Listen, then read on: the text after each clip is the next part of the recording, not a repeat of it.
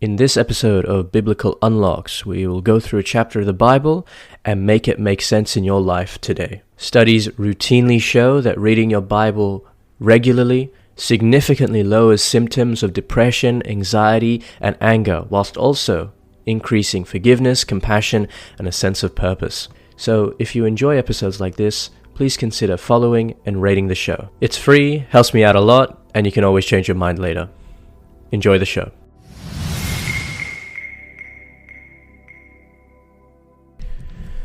Hello and welcome back to another episode of Biblical Unlocks. Today we're going to be going through why do I keep saying Genesis? We're going to be going through Exodus chapter 20. And yeah, this is where we're going to see the 10 commandments, the Decalogue. So this is going to be really cool. So it's going to be important here. And in this particular chapter, I think it's important to ask yourself a few questions. Do you obey the commandments because you are saved or to be saved? That's really important. And are there any idols in your life right now, like devotion to money, approval, comfort, career, that actually take precedence over God as opposed to actually God being the center of your life? So these are going to be important questions, and I really want to go through this in a lot of detail today because Exodus 20, the 10 commandments, are going to form the backbone of the Israelite moral law. So let's get through it. Then God spoke all these words. I am the Lord your God who brought you out of the land of Egypt, out of the house of slavery. You shall have no other gods before me. You shall not make for yourself an idol, whether in the form of anything that is in heaven above, or that is on earth beneath, or that is in the water under the earth.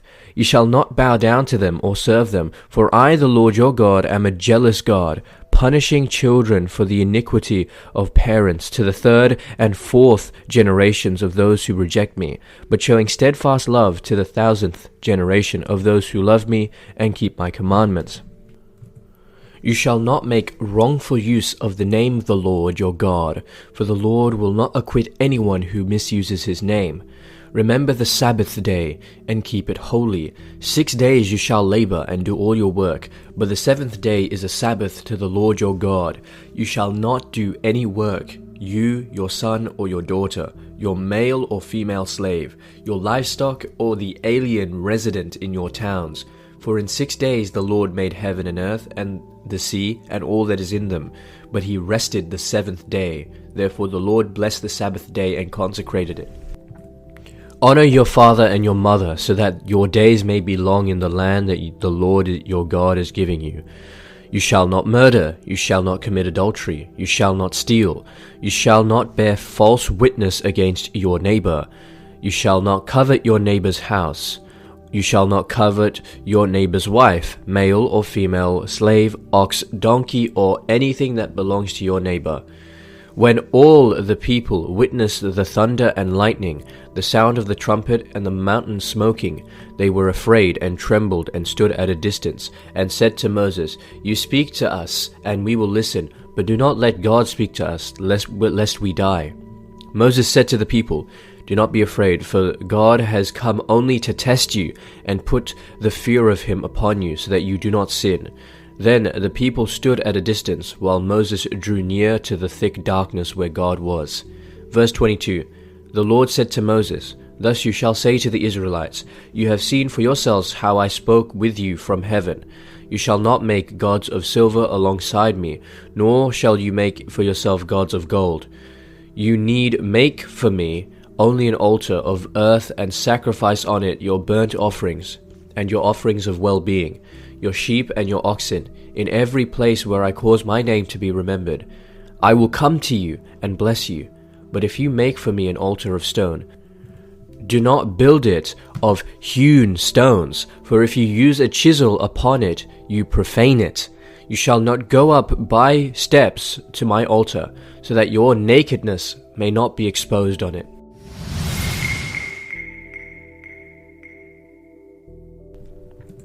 Alright, time for some deep biblical unlocks.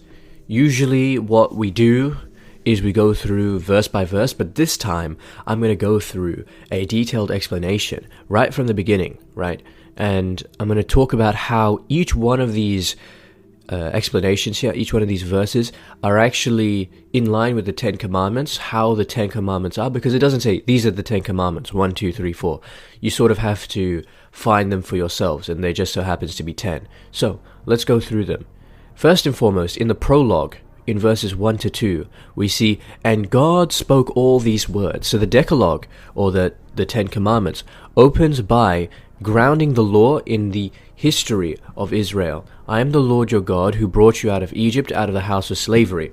So this obedience here is a grateful response to God's saving act, and it's not a legalistic scorekeeping, right? You do this and then you're saved. You don't do this, then you're not saved.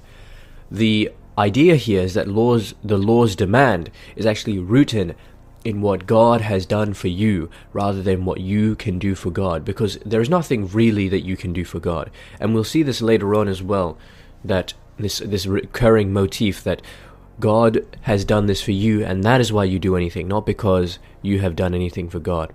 Okay, in Exodus 23, this is the first commandment. You shall have no other gods before me. The command is, worship Yahweh alone and give no ultimate allegiance to other powers. So here, what this means is monotheism and religious particularism is covenantal. It's a part of Israel's loyalty. It's not a belief. It's not a belief that was actually held widely in the ancient Near East. Polytheism was more favorable and more popular. But this belief in monotheism distinguishes them from other communities. And idolatry does not only represent carved images, but it can represent anything that takes God's place. Money, status, comfort, anything that can possibly come in between you and God, even relationships that you may have.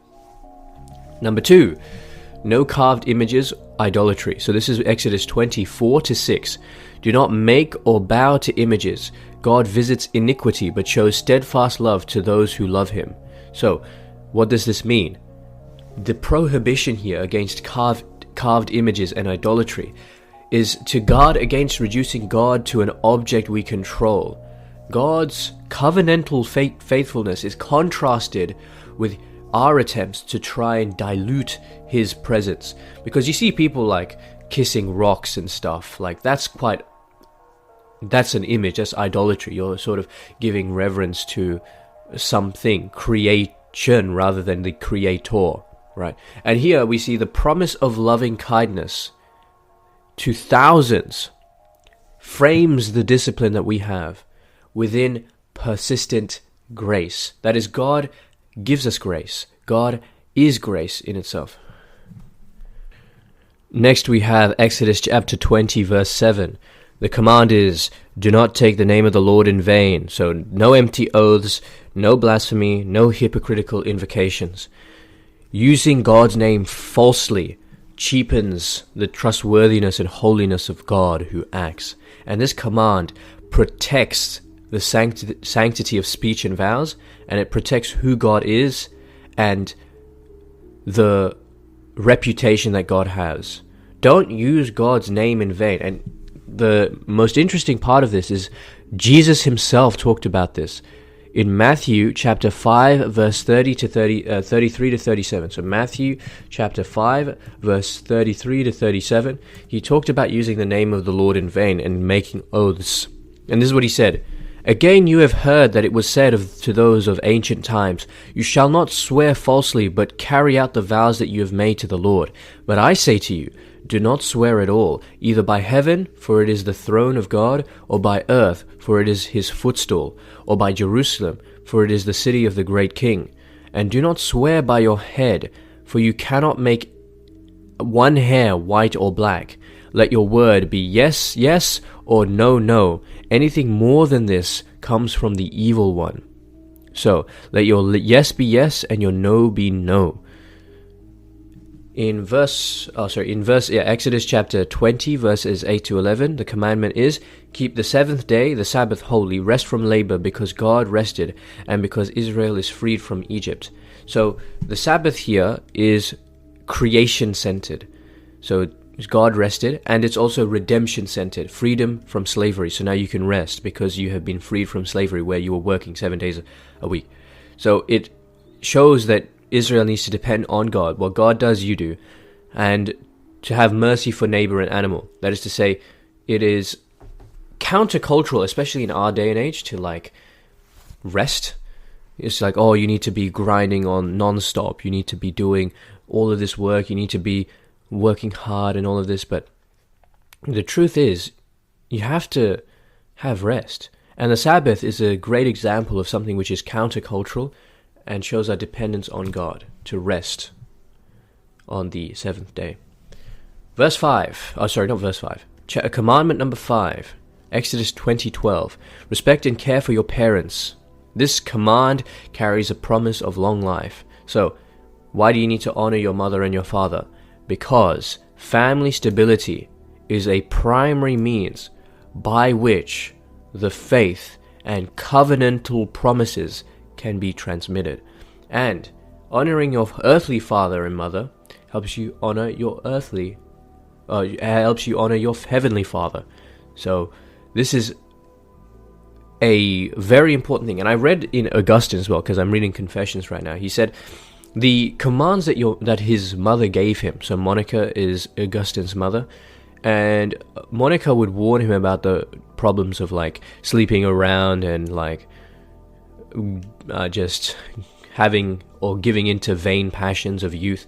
And his mother would tell him, yeah, you shouldn't be doing these sorts of things, but he wouldn't listen because it's just his mother.